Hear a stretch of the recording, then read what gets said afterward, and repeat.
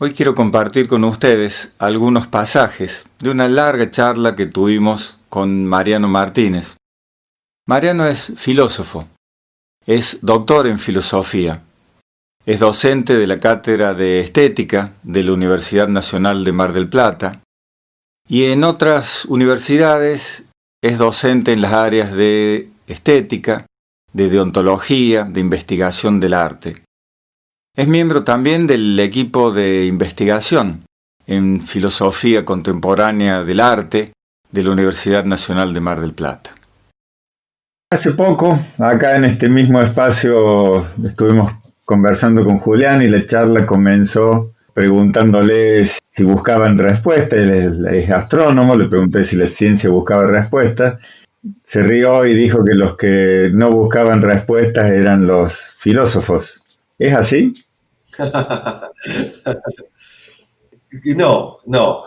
Yo diría lo siguiente.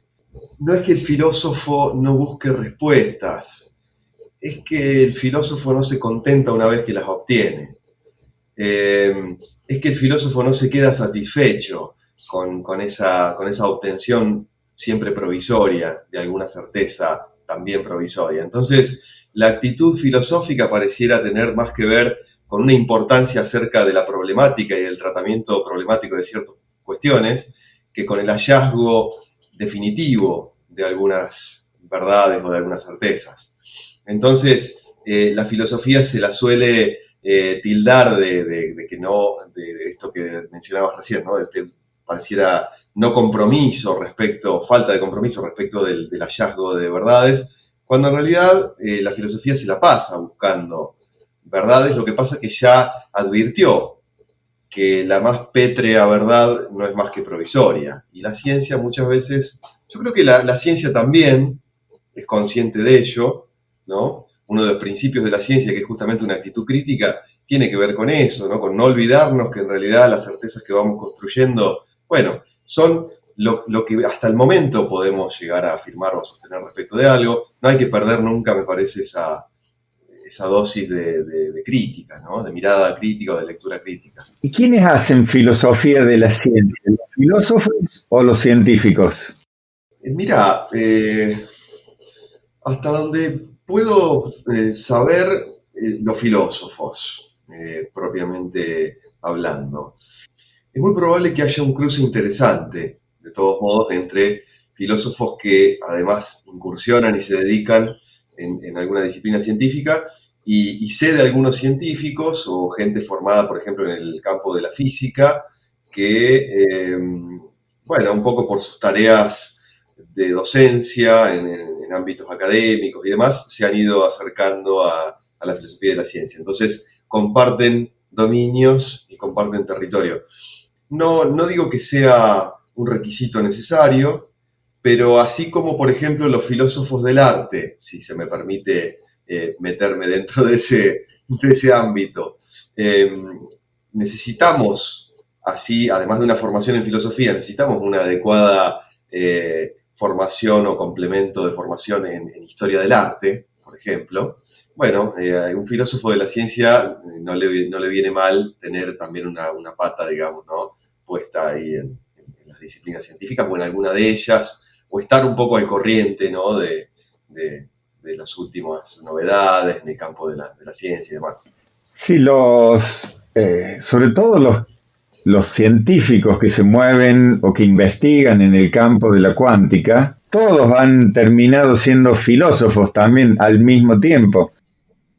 La modernidad nos acostumbró a compartimientos estancos, a disciplinas seccionadas y apartadas, y en realidad sabemos bien que nada de eso es el modo en el que son las cosas. O sea, digo, probablemente, bueno, se la considera, ¿no?, a la filosofía como el impulso originario de todos estos devenires de indagación, de estudio, de ciencia, en definitiva. Entonces, quiero decir, sí, particularmente como vos mencionabas, la cuántica a lo mejor es la parte de la física que más se le acerca a la filosofía y a veces a la literatura de ficción también, ¿no? Pero digo, en el fondo me parece que un poco todo todas estas disciplinas están compartiendo escenarios y por momentos, yo por ejemplo me dedico a la estética y termino de leer un texto bastante nuevo de un autor francés, donde para dar cuenta y caracterizar la experiencia estética está pidiendo auxilio a otras disciplinas como las neurociencias, la biología, la psicología cognitiva, ¿está bien? Entonces, bueno, no, lo que queda claro es que hay una intersección, un cruce, que una cosa no inhabilita a la otra. Hace poco estuviste en una charla parecida a esta en Australia y comentaste durante esa charla de la filosofía saliendo del claustro, saliendo de la academia y volviendo a la calle, volviendo a estar entre la gente. Junto con lo que acabas de decir, ¿no? De la filosofía no conformándose con una verdad provisoria, sino siempre buscando. ¿Qué le pasa qué nos pasa a nuestra cultura, que hemos terminado concibiendo a la filosofía como separada de la vida? ¿Qué podemos hacer? ¿Qué necesitamos hacer los que no somos filósofos para recuperar la filosofía como herramienta de relacionarnos con nuestra realidad y nuestra vida cotidiana? Yo siempre suelo bromear con algunas ideas diciendo que uno puede estudiar, como he estudiado yo y tantos otros, la carrera en una universidad, la carrera académica de filosofía, y eso todavía, y podés egresar incluso de esas unidades académicas o de esas casas de estudio, sin que ello te convierta necesariamente o automáticamente en filósofo. O sea, una cosa es ser graduado en filosofía, otra cosa es ser filósofo. Probablemente yo he conocido a algunos filósofos que no habían terminado ni siquiera el ciclo básico de formación, ¿no? Entonces, y por otro lado, conozco muchos egresados de la academia que pareciera que no se acercan a esa actitud, ¿no? Entonces suelo a veces distinguir eso, la filosofía como una disciplina académica que obviamente contribuye o constituye, mejor dicho, un paso necesario o importante en la formación de uno como filósofo, pero también suelo hacer referencia a ello en términos de una actitud. La filosofía, como a mí me gusta pensarla, constituye un modo de andar por el mundo, ¿no? Una actitud que nos acompaña, que obviamente uno puede enriquecer y puede desarrollar, pero que no necesariamente deriva de esa formación, ¿no? Académica. Entonces, volviendo a tu pregunta y recordando algunos textos filosóficos que cifraban el origen de la filosofía, no digo el origen histórico, sino el origen hacia el que apuntabas vos, ¿no? En tu pregunta, en tres ejes que tenían que ver con la duda, el asombro y las situaciones límites, ¿no? Como tres instancias de la vida de cualquiera de nosotros que pueden promover el tipo de reflexión filosófica. Habría que también decir que, bueno, no está mal ese enfoque que tiene en cuenta la duda, el asombro y la exposición a ciertas situaciones límites como enclaves a partir de los cuales uno dispara o activa esa reflexión filosófica, pero a mí me parece que un adecuado desarrollo de nuestra sensibilidad es necesario y es requisito para detenernos, ¿no? en esa especulación, en esa reflexión o en esa indagación, o al menos en esa curiosidad, ¿sí? Esa sensibilidad nos vuelve curiosos, esa curiosidad nos hace detenernos en algunas cuestiones y estamos ya navegando aguas filosóficas. Yo que estoy formado en la academia, que he participado de ella, que publico en revistas y en circuitos de publicación de artículos filosóficos y demás, no dejo siempre de valorar esa filosofía del afuera, ¿no? Esa filosofía cotidiana, de estar siendo, esa toma de conciencia de estar existiendo y de ser en el mundo, ya me pone en una dimensión filosófica. Nos llegan muchas noticias, sobre todo de Europa y de Estados Unidos, de estos movimientos de sacar estatuas, en algunos casos romperlas, en otros tirarlas al río, pintarlas, porque fueron esclavistas, o porque fueron totalitarios. Claro, siempre hay una cosa que las estatuas las concebimos del lado del arte muchas veces, ¿no? Y por eso se me ocurrió que conversar esto con vos. Primero, estoy seguro que no debe haber forma de trazar una línea.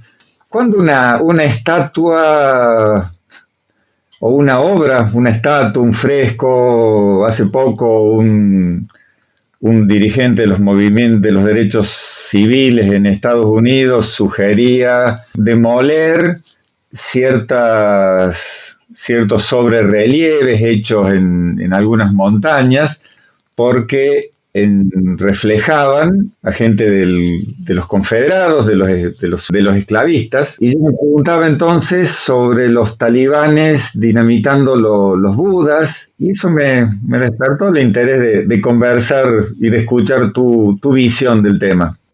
Sí, es interesantísimo. Sin duda es todo lo complejo que recién mencionabas. Y para mí se inscribe dentro de este nuevo ordenamiento visual que nuestras vidas han ido obteniendo a partir probablemente de la eclosión de las redes sociales, ¿no? Con Internet, con el desarrollo de Internet. Esto no es nuevo, es decir, el reparo, tanto la adoración como el aborrecimiento de las estatuas y de las imágenes no es nuevo, claramente, pero sí es nuevo, pareciera, este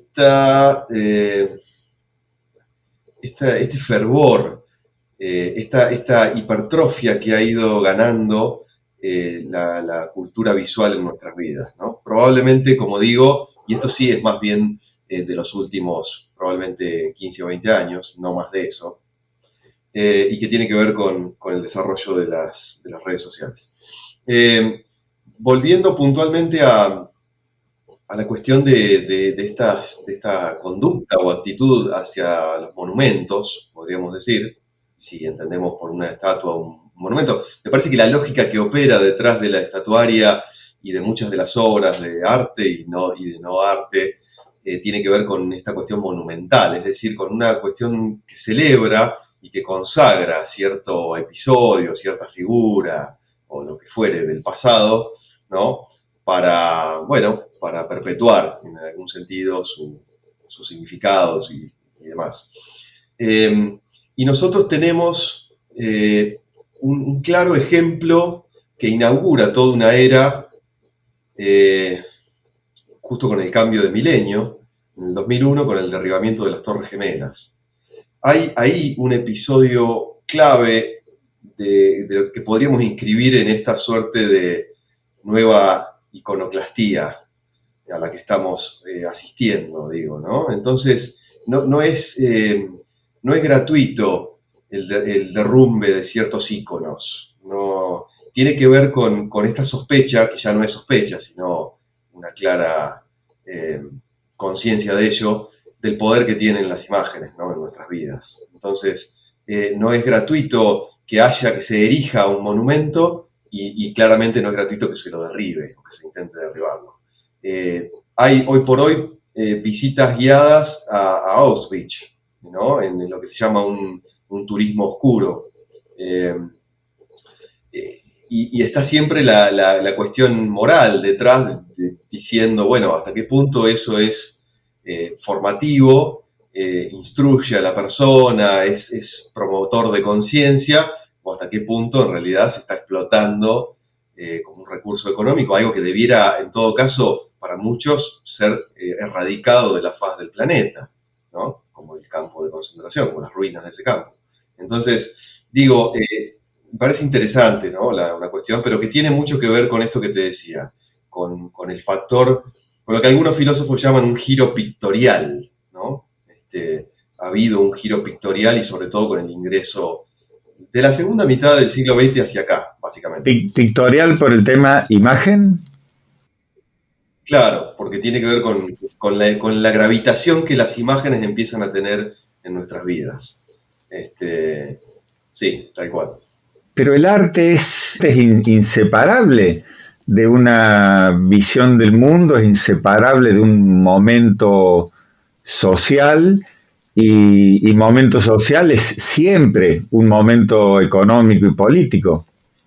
Sí, eso complejiza un poco más, ¿no? La cuestión, o al menos la decisión respecto de algunas cosas. Porque claro, una estatua, un monumento o una obra consagrado por la tradición y por la historia del arte, que de repente deviene símbolo de algo que debe ser más bien combatido, porque el trasfondo político y social cambió del mundo, bueno, presenta este tipo de situaciones coyunturales de conflicto, ¿no? O sea, ya tenemos la historia de Diego Rivera con Rockefeller, Claro, claro, exactamente. que Rockefeller convoca a este muralista mexicano famoso a que pinte en el hall central de su edificio, haga un gran mural y Diego Rivera va y le pinta las imágenes de la lucha obrera y de los obreros emancipándose, ¿no? Exactamente, exactamente. Incluso es una discusión interesante aún al interior del mundo del arte, ¿no? Esta que estamos tocando, o que toca al menos también esa discusión. Es decir, la de si el arte es solo esa cosa que sucede al interior de los museos y las galerías, o si el arte debe salir a la calle y emplazarse en espacios y en paredes públicas para que todo el mundo tenga acceso a ello, y además debe acompañar la resistencia de algunas luchas y de algunas, ¿no? Bueno, el arte siempre ha hecho siempre ha hecho todo eso, ¿no? El arte ha acompañado resistencias y luchas, formal o informalmente, y el arte siempre ha consagrado los status quo y ha intentado mantener las cosas como están, ¿no? Exactamente, exactamente. Hace poco reflexionaba con estas cosas con una persona bastante activa en estos campos y claro, su posición era ciertas estatuas o a los museos o al río, no al espacio público. También es interesante tu pregunta inicial que tenía que ver con la actitud hacia ese tipo de obras o de piezas, ¿no? Porque sin duda, eh, tanto, como decíamos hace un rato, tanto la adoración de ellas como su resistencia y combate, lo que están poniendo en evidencia es la importancia, en definitiva, que le damos a esas La cosas. importancia de la imagen, ¿no? La importancia de la imagen, de lo que esa imagen hace con nosotros y sobre todo en un momento de la historia de la humanidad como el que estamos viviendo, que ha hecho o ha posibilitado incluso pareciera por momentos la creación de una segunda naturaleza, ¿no? Como es la virtualidad, en la que vivimos muchos de nosotros buena parte de nuestros días a través de Internet. Digo, eso tampoco es gratuito. Sí, me quedé pensando en esto de segunda naturaleza y todas las implicancias. Es suficiente. Lo primero que me viene a la cabeza es decir, bueno, ya suficientes contradicciones interiores solemos tener como para tener una segunda naturaleza ahí donde nos reflejemos más honesta y coherentemente o seamos más contradictorios aún, ¿no? Tal cual, tal cual. Pero fíjate, Roberto, que es tal el grado y tal la importancia que eso va ganando, ¿no? El terreno que va ganando, que, que muchas personas empiezan a habitar más tiempo en esa, llamémosle segunda naturaleza ahora, o en esa virtualidad, que en esta aparente realidad, ¿no? Entonces, esa exigencia que uno ve reflejada en el consumo de redes sociales actual, de lo que algunos filósofos llaman una obligación del diseño de sí, ¿no? A través de una elaboración de cómo queremos que nos vean, eh, entre otras cosas, termina construyendo o configurando ¿no? Esto que decíamos recién, este doble este, este alter ego nuestro, que ya empieza a no ser ni tan segundo, ni tan alter, ni tan virtual. Esa imagen es más real aún que la mesa que tenemos aquí al lado nuestro en este momento, por ejemplo. Y este sí es un campo que conozco, porque es de una de las disciplinas que ejerzo profesionalmente y lo he hecho durante muchos años, con el tema este del distanciamiento que el coronavirus nos ha ido imponiendo, la necesidad de distanciarnos. No solo este alter ego, esta segunda naturaleza personal va cobrando más importancia, que ya la venía por las condiciones del siglo XXI, ¿no? Pero esto la ha llevado más aún, sino el problema de la percepción de la realidad social y de lo social, que es uno cuando yo ando en la calle, me cruzo, me rozo con la gente, hablo, intercambio, voy sumando, voy formando opiniones, contribuyendo a formar. Hay muchas, literalmente, teorías sobre la opinión pública, muchas definiciones sobre lo que es y cómo se forma, pero una cosa es esa que se da entre la gente funcionando en la calle, digamos, y una totalmente diferente la que sucede a la gente funcionando a través de las redes, porque las redes además permiten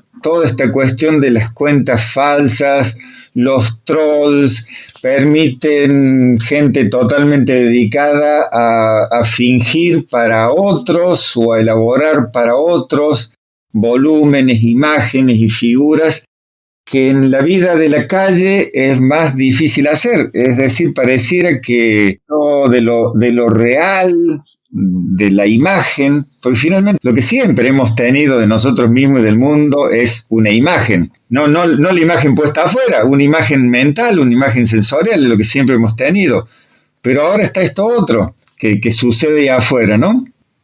Sí, probablemente el mismo fenómeno opere en ambos sitios, ahí afuera en la calle y acá adentro o a través de un cableado virtual, etcétera, etcétera. Digo, probablemente, en definitiva, esa realidad que creemos tan firme y tan sólida no sea más que una suma de construcciones, ¿no? Pero para no ahondar tan metafísicamente en ese tema, volvamos a algo que sí me parece interesante, que tiene que ver con esta creciente importancia de la virtualidad, si entendemos que lo virtual es aquello que no es lo real, todo esto, por favor, entrecomillado, ¿no? Sí, claro. 200 comillas para cada término. Claro, claro. Lo que empieza a suceder, digo, y es como novedoso en los últimos años, es este velamiento o este borrarse los límites entre ambos dominios, porque hasta no hace tanto estaba más o menos claro que había una realidad ahí afuera, como decías vos, la realidad social, la del día a día, la de la calle, la de la arena pública, y luego la manipulación mediática, primero con los mass media, hoy con internet seguramente, con los mass media obviamente igual de activos que antes, ¿no? Etcétera, etcétera, pero había como una manipulación. Ahora lo que se está pensando es que ya sabemos que todo es manipulación y entonces ya esto que creíamos o le asignábamos este carácter de construcción ya no es tal, o sea, esa es la realidad, esa es la realidad, esa es nuestra realidad, esa versión manipulada, en definitiva es lo que termina constituyendo esa realidad. Qué interesante imagen. Es muy interesante. Es muy interesante. Hay un autor, en realidad fue un sociólogo, Jean Baudrillard, que hablaba acerca de esta pérdida de realidad, o sea, por la ganancia de lo hiperreal, de la virtualización que accede por ejemplo, a la alta definición, a la transmisión en vivo, en minuto a minuto, en directo de ciertos eventos o ciertas situaciones y demás, termina hablando de esta pérdida de realidad. O sea, lo que hay es una hipertrofia de lo virtual que termina comiéndose o fagocitándose a esa pretendida realidad. Entonces, lo que nos queda es este paisaje absolutamente manipulado, ¿no? Me quedé un poco, si le entendí bien, con esta posición, imagen, sugerencia, visión, de que no hay una realidad manipulada y construida, sino que, bueno, es esa cosa, justamente es la realidad. No, no es que esté particularmente operada, sino que siempre fue eso. Claro, tal cual. Para una posición teórica, al menos o filosófica, más bien irrealista, no habría el mundo. No existiría ese sustrato detrás del cual uno puede quitar capas y llegar a un... No habría eso. Lo que habría es procesos de construcción. Me quedé pensando también en esto que decías, siempre una idea que frecuento, ¿no? Esta cuestión de que los límites de nuestro mundo, en algún sentido, que claramente no es mía, por supuesto, no es la idea. En definitiva, los límites de nuestro mundo son los horizontes de ese mundo, son esos horizontes de lo que podemos significar, de lo que podemos conocer en alguna medida, ¿no? De lo que podemos representar. Y entonces, sí, volviendo a esto que decías vos, ¿no? Cómo de algún modo todo eso va cambiando y se va transformando a medida que podemos acceder a porciones del universo que no conocíamos o que hasta hace poco no conocíamos. Entonces, no puedo dejar de pensar que la filosofía, en todo su devenir indagando en todos estos temas, la ciencia, el arte, la ética, la moral, en sus puntos más profundos, si la filosofía no es ese acervo, esa referencia que necesitamos conocer para no repetirnos. Es interesante y comparto. Es muy posible que sea ese reservorio cuando podemos volver, como digo, ¿no? Cuando podemos tener una visión panorámica de ese desarrollo de la filosofía, que tiene por momentos que ver con esa exégesis de la que hablábamos hace un rato, pero también con ese contacto punto a punto con la vida y con el mundo que probablemente los antiguos tenían, ¿no? Y que se fue por momentos perdiendo, por momentos, digo, a lo largo de la historia de esa disciplina se fue perdiendo. Pero digo, qué interesante esto que proponés.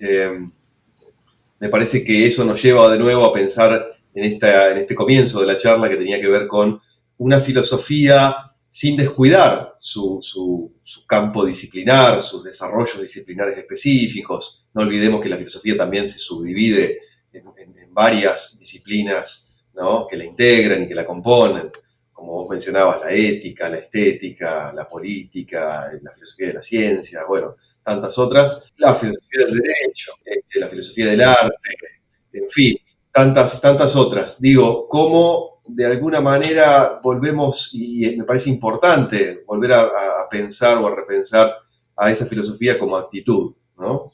Como conducta, como modo de estar y de ser en el mundo. Hablabas de la investigación que estás haciendo y con otros colegas sobre todo este tema de la comunicación visual o de lo que las imágenes están moviendo en nosotros individuos, en nosotros sociedad. Y me dijiste esto de moverse entre la adoración y el aborrecimiento, que siempre fue así, mencionaste, y que se ha acrecentado últimamente. El budismo insiste, muchas otras posiciones insisten con otras palabras, pero que el problema es nuestra mente dual, el problema de todos nuestros sufrimientos, la mente dual, que se mueve entre la ambición y la aversión, entre el me gusta y no me gusta. Y la iluminación, el samadhi, el estado zen, la calma, se logra cuando uno logra estar más allá de ambición y aversión. Desde las investigaciones que ustedes están haciendo, desde tu experiencia en las investigaciones en filosofía del arte, ¿hay tal posibilidad también a nivel social? ¿Podemos llegar a situaciones de no adorar y aborrecer lo artístico o las imágenes? Vos decís de salirnos de esa dualidad, por así decirlo. No, no en esos términos, no planteado en esos términos, pero sí en el sentido de obtener una mejor y mayor comprensión del modo en que producimos y consumimos imágenes, en definitiva, el modo en el que las imágenes nos habitan y las habitamos, o de las relaciones y vínculos que tejemos a partir de y a través de ellas, pareciera que a partir de una comprensión mejor de eso, uno puede acceder, me parece a mí, ¿no? Esta es una opinión personal, uno puede acceder al menos a una instancia de reflexión y de vínculo con eso que podría salirse de esa dualidad, ¿no? De me encanta algo y lo aborrezco. Entonces, me parece que claramente ninguna de esas dos actitudes eh, eh, pareciera la conveniente, sino más bien, y en esto nos ponemos aristotélicos, hablando justo hace pocos minutos de cómo todo nos lleva otra vez a la antigüedad, ¿no? Pero a buscar esa intermediedad o ese equilibrio, ¿no? Entre ambas actitudes, me parece que podría venir dado de la mano de una adecuada comprensión del fenómeno. Conocer el modo en el que operamos a través de esas imágenes o esa cultura de lo visual opera en nosotros y a partir de nosotros, me parece que eso me parece que podría hacernos salir, ¿no? de la lógica dual. Bueno, Mariano, he disfrutado muchísimo esta charla. He tomado un montón de notas para seguir indagando y para usarlas. Comprender cómo producimos y consumimos imágenes. ¿Te gusta como cierre? Así es, ahí está. Me encanta, me encanta. Ahí me parece que está la clave de todo esto. Te agradezco también muchísimo, como siempre, y que convoques este tipo de encuentros. Me parece sumamente interesante y enriquecedor para ambos y para todo el que también pueda escuchar y compartir, interactuar. Muchas gracias.